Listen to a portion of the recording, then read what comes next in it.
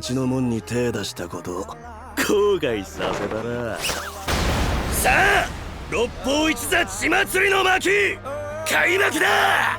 Daripada kabut mending kita bahas kembali serialnya Windbreaker season yang kedua, yaitu alur cerita episode ke-9 dari serialnya Windbreaker. Nah, jika kalian nggak keberatan nih, yuk kita mulai alur ceritanya. Nah, scene beralih ke tempat Shizuka, Tsubaki, dan dua wakilnya yang tengah mendandani si Uryu, bahwa Uryu cocok banget dengan tampilan barunya. Sambil mereka ketawa, terus Tsubaki meminta pendapatnya Shizuka tentang si Uryu.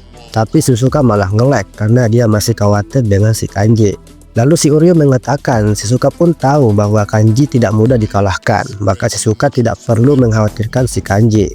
Nah, dengan senyum palsu, Shizuka pun mengiyakan saja perkataan Seryu, lalu meminta izin ke toilet. Nah, Seryu merasa curiga dengan si Kanji. Tumben-tumbenan si Kanji banyak musuh akhir-akhir ini. Terlebih lagi Shizuka yang tampak khawatir dengan si Kanji. Seryu curiga apakah Shizuka terlibat dengan pertarungan tersebut. Tsubaki pun menanggapi kalau memang benar Shizuka terlibat, itu tidak mengubah apapun. Karena Shizuka adalah cewek yang baik dan pandai bernyanyi. Dan pasti Shizuka juga punya rahasia. Namun benar saja Shizuka pun pergi ke tempat kerusuhan. Scene beralih ke pertarungan yang dimana Roppo Ikisa kewalahan melawan pasukan Grapple yang masih banyak. Dan bahkan sebagian dari mereka mulai kelelahan gara-gara pertarungan sebelumnya. Nah, melihat kejadian itu, Sakura sempat trauma dan itu sama persis seperti apa yang terjadi pada Shinire saat dipukuli. Nah, karena merasa kelelahan, Kanji hilang kesadaran dan hampir memukul Sakura. Dan untung saja dia cepat sadar, kalau enggak Sakura bakal bonyok gitu. Dan Kanji pun meminta maaf pada Sakura dan mengatakan apa Sakura masih kuat untuk bertarung. Sakura pun menjawab dia masih bisa bertarung. Nah, maka dari itu Kanji meminta pada mereka untuk kembali ke bar lebih dulu. Karena Kanji pernah ngomong ke Tsubaki bahwa Kanji bakal membawa mereka bertiga pulang dengan selamat. Ya, meskipun Sakura sempat menolak dan mengatakan bahwa dia masih kuat bertarung, tapi si Kanji malah berterima kasih dan mengatakan bahwa hidupnya nggak bakal tenang jika Kanji tidak menepati janjinya pada Tsubaki.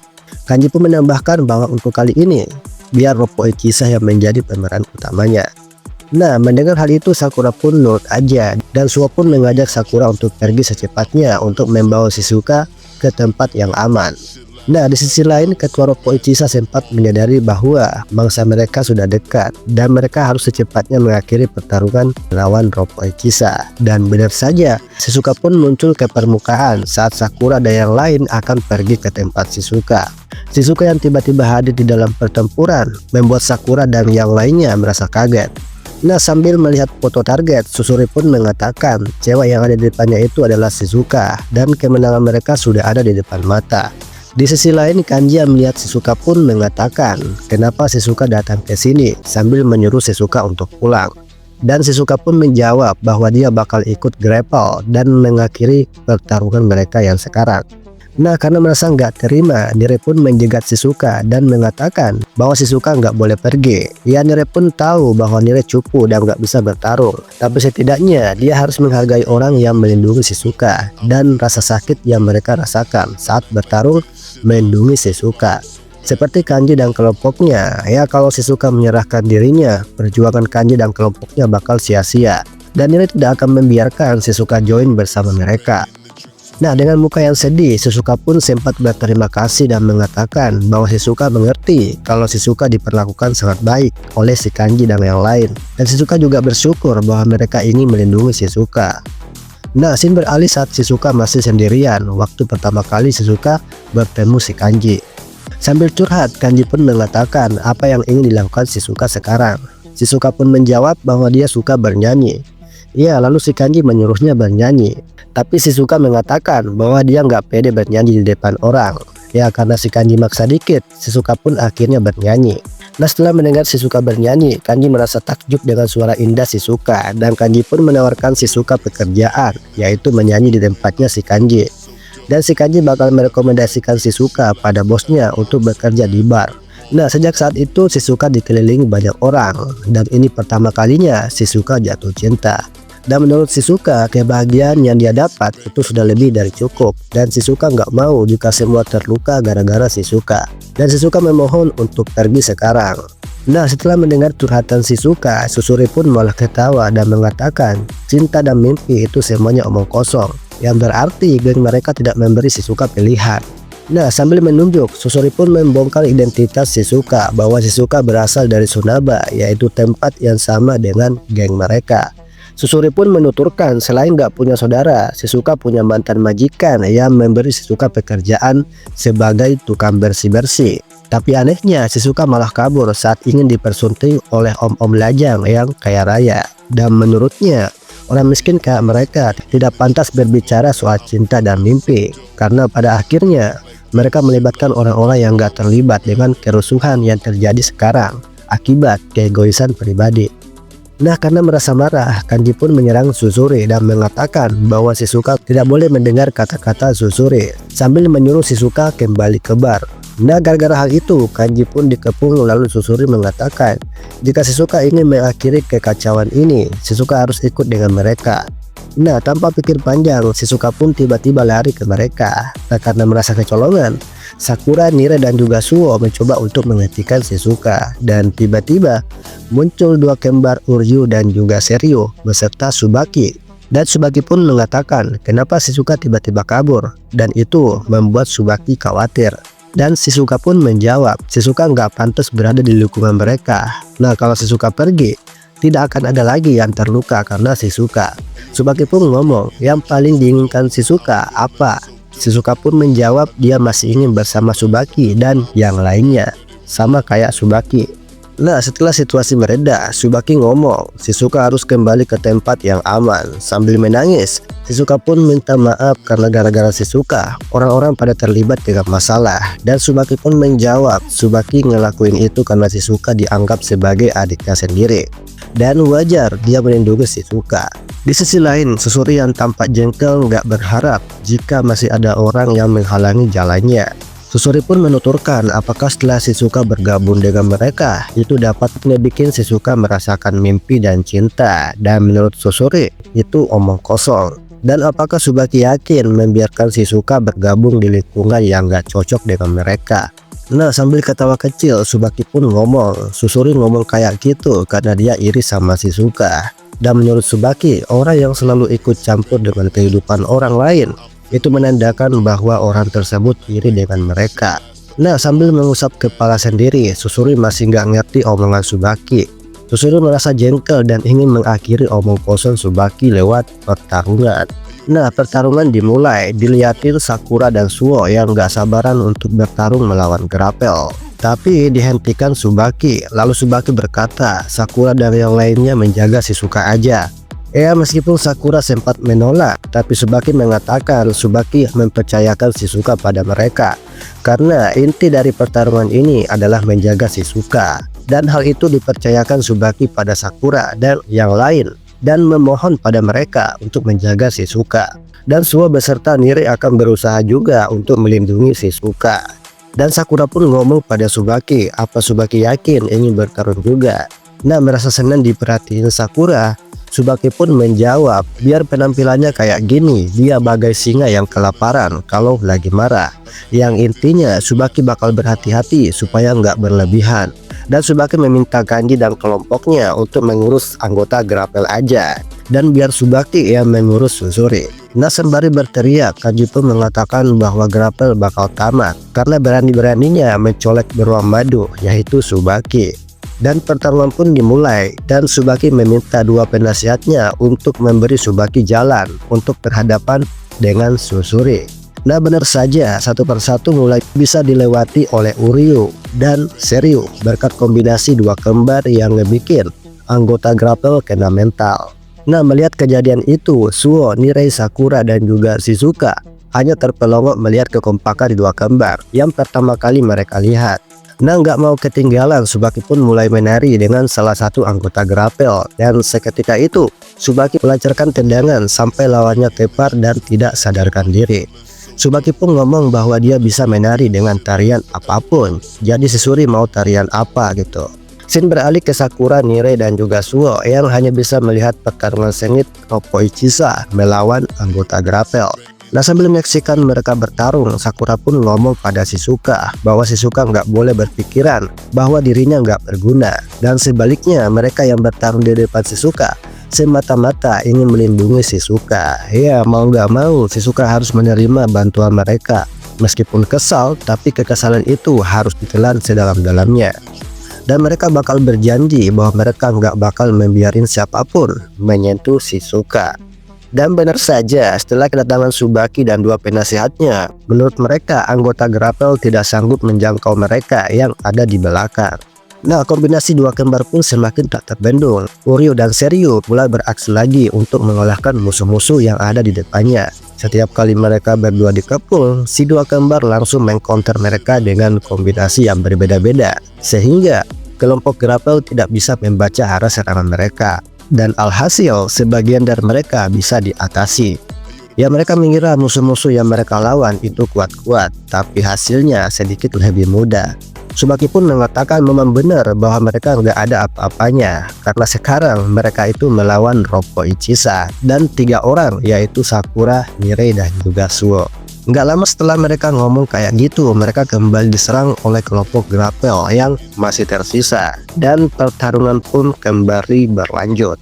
Dan untuk ada si Kanji dan 2 pilar Roppo Ichisa yang membantu mereka bertiga. Dan menurut si Seryu, mereka tinggal selangkah lagi untuk berhadapan dengan ketua Grapple. Namun tiba-tiba Susuri langsung berada tepat di depan Tsubaki dan melempar sebuah pasir ke muka Tsubaki agar Tsubaki nggak ngeliat. Tapi Tsubaki tahu rencana Susuri dari awal, dan akhirnya pertarungan Tsubaki versus Susuri pun dimulai.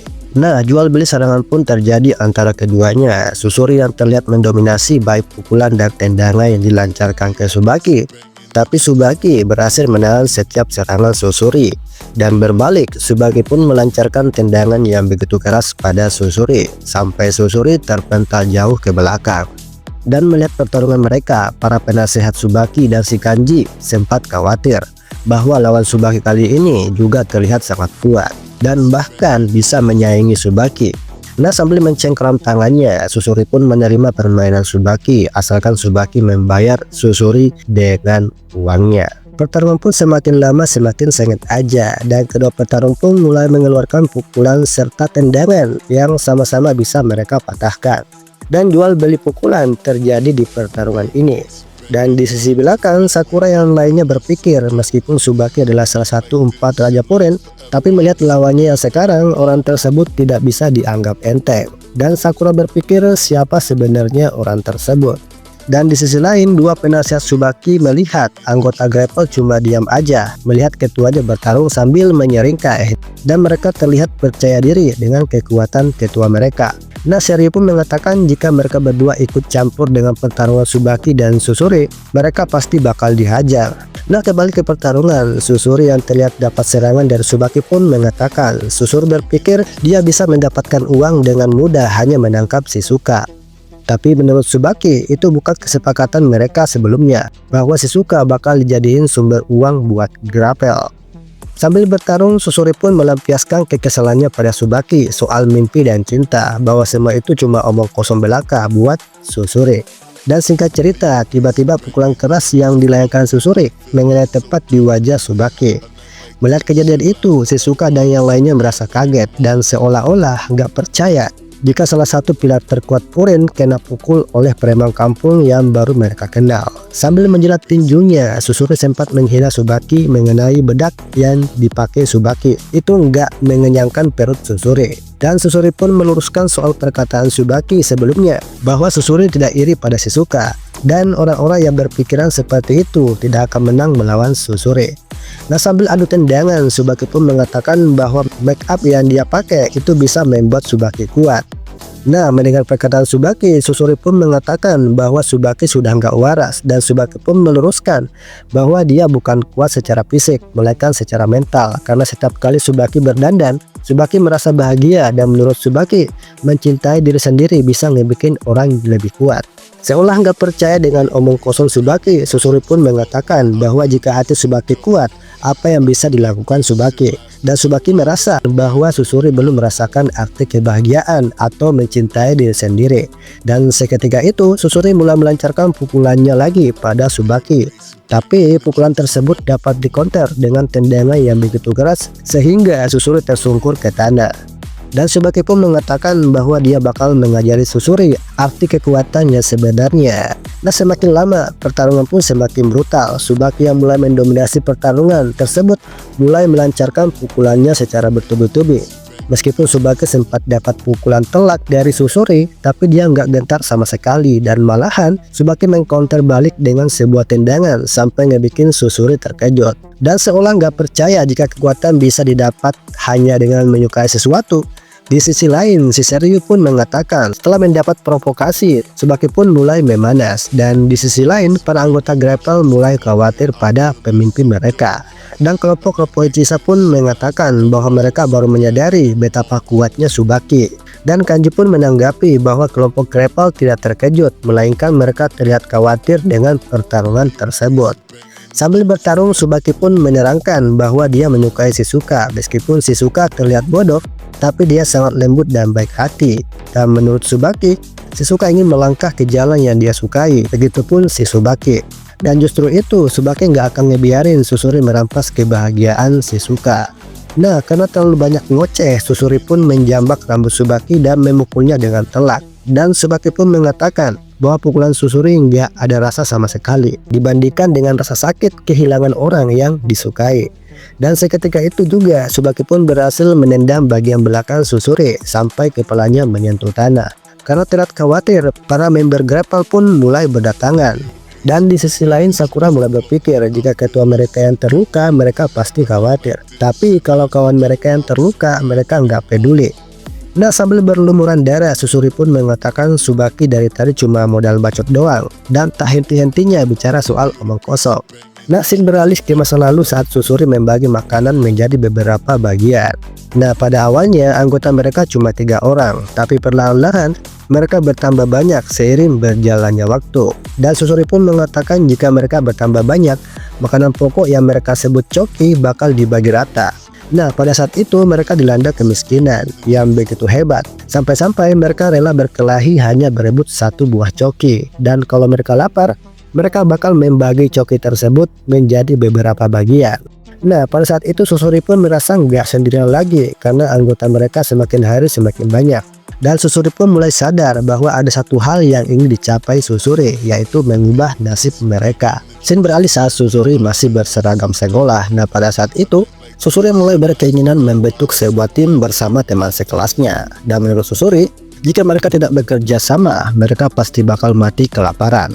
Dan teman sekelasnya pun mengatakan apa yang akan dilakukan Susuri pada tim mereka. Nah, Susuri pun menjawab karena sekarang mereka tambah banyak, mereka akan memanfaatkan jumlah mereka untuk mendapat pekerjaan. Nah, menurut Susuri, imbalan apapun yang mereka dapatkan dengan pekerjaan tersebut harus dibagi rata, dan aturan tersebut akan diikuti oleh anggotanya mulai dari sekarang. Dan jika salah satu dari mereka ada yang terluka, maka orang lain wajib menebusnya. Dan menurut Susuri, semua harus bekerja sama dalam satu kelompok. Dan Susuri meminta untuk mempercayakan semuanya pada Susuri. Nah, singkat cerita, anggota Grapple pun mulai beraktivitas sebagai kelompok. Dan setiap kali unit mereka terlibat perkelahian, maka tim mereka akan membantu memecahkan masalah. Tak lama setelah tim mereka dibentuk, mereka pun mendapat banyak pekerjaan. Dan selain itu, perkelahian dan pertengkaran yang sering mereka lakukan kini mulai berhenti perlahan-lahan. Dan menurut Susuri, hal yang ingin dia capai adalah melihat semua orang bisa berdamai dan saling membantu untuk mengenyangkan perut mereka. Scene beralih dalam pertarungan. Susuri yang masih marah dengan omong kosong Tsubaki pun langsung menyerang Tsubaki dengan sebuah pukulan. Nah, sambil mengingat kata-kata Tsubaki soal rasa sakit kehilangan sesuatu, Susuri pun mengatakan bahwa Susuri tidak punya sesuatu yang menjadi tujuan Susuri. Dan maka dari itu, semua kata-kata yang pernah Tsubaki omongin itu semuanya omong kosong buat Susuri. Dan seketika itu, Susuri pun langsung menghantam Tsubaki dengan pukulan. Dan Tsubaki pun mengatakan jika memang benar omongan Tsubaki itu cuma omong kosong, lantas kenapa Susuri terlihat menderita. Dan menurut Tsubaki, Susuri punya masa lalu yang begitu menyakitkan. Dan maka dari itu, Tsubaki pun meminta pada Susuri untuk menceritakan soal dirinya. Nah, karena merasa marah, Susuri kembali menyerang Tsubaki. Dan di sisi lain, anggota Grapple mulai khawatir pada ketua mereka bahwa ini pertama kalinya Susuri terlihat putus asa. Nah, sembari melihat pertarungan mereka, Sakura sempat memikirkan ucapan Umemiya bahwa pertarungan adalah salah satu bagian dari komunikasi, seperti halnya pertarungan Tsubaki melawan Susuri. Di sisi lain, Shizuka yang melihat pertarungan mereka sempat menangis bahwa nasibnya dulu itu sama kayak Susuri. Sambil mengingat masa lalunya, Susuri yang tampak putus asa pun mengatakan hanya karena Tsubaki juga punya masa lalu yang kelam, bukan berarti Tsubaki bisa memahami rasa sakit Susuri. Dan menurutnya, orang-orang kayak mereka mana paham tentang diri Susuri. Nah, setelah dapat tendangan dari Susuri, Tsubaki pun mengatakan memang benar Tsubaki nggak ngerti tentang rasa sakit Susuri. Tapi yang pasti Tsubaki tahu bahwa Susuri itu sangat menderita. Karena merasa marah, Susuri pun langsung menyerang Tsubaki, dan Tsubaki pun mengatakan bagaimanapun alasannya, Tsubaki nggak akan ngebiarin orang-orang kayak Susuri itu mengambil kebahagiaan orang lain. Dan seketika itu juga, Tsubaki berhasil mengalahkan Susuri dengan tendangannya. Karena merasa khawatir, para member Susuri pun berlarian untuk menyelamatkan Susuri. Tapi Susuri menghentikan mereka bahwa Susuri masih belum kalah, sambil mengingat janji Susuri pada semua membernya. Dan Susuri pun bangkit kembali untuk bertarung dengan Tsubaki. Tapi fisik Susuri sudah mencapai batasnya, dan akhirnya Susuri pun terjatuh kembali. Tapi yang bikin aneh, setelah lawannya kalah, Tsubaki malah minta maaf. Sontak mereka yang menyimak obrolan mereka itu merasa kaget. Dan terlebih lagi buat Susuri yang merasa pernyataan Tsubaki itu sungguh di luar nalar. Tapi Tsubaki mulai curhat dan mengatakan bahwa untuk sekarang Tsubaki merasa senang di wilayah Red Light karena dia bebas melakukan apapun termasuk ngehode. Dan Tsubaki menambahkan bahwa dirinya yang dulu itu sama seperti Susuri, dan maka dari itu Tsubaki berterima kasih pada orang yang menerima Tsubaki sebagai seorang hode, termasuk Takehito dan istrinya. Nah, sembari mengajak, Susuri pun mengucapkan selamat buat Tsubaki dan apa itu yang ingin didengar Tsubaki. Dan Tsubaki pun meluruskan ucapannya Susuri bahwa memang benar Tsubaki tidak tahu secara rinci apa yang Susuri rasakan. Tapi Tsubaki paham betul bahwa penderitaan Susuri itu sama kayak Tsubaki. Maka dari itu Tsubaki ngomong bahwa dia akan membantu Susuri, dan Susuri jangan sungkan untuk curhat sama Tsubaki. Nah, setelah Tsubaki ngomong kayak gitu, orang-orang pun pada kaget, entah itu kelompok Tsubaki ataupun kelompok Susuri. Dan di sisi lain, seri mengatakan bahwa itulah sifat asli Tsubaki. Nah, karena merasa kaget, Susuri pun mengatakan apa yang Tsubaki maksud, dan Tsubaki menjelaskan bahwa Tsubaki ingin mewujudkan sesuatu yang diinginkan Susuri. Dan Susuri nggak usah sungkan-sungkan untuk ngomong ke Tsubaki, karena Tsubaki akan membantu Susuri sesuai kemampuannya. Nah, mendengar perkataan Tsubaki, Susuri sempat menolak dan mengatakan bahwa jika Tsubaki bisa membantu Susuri, maka bagaimana dengan teman-temannya? Bahwa mereka kesulitan sekali mendapat pekerjaan yang layak.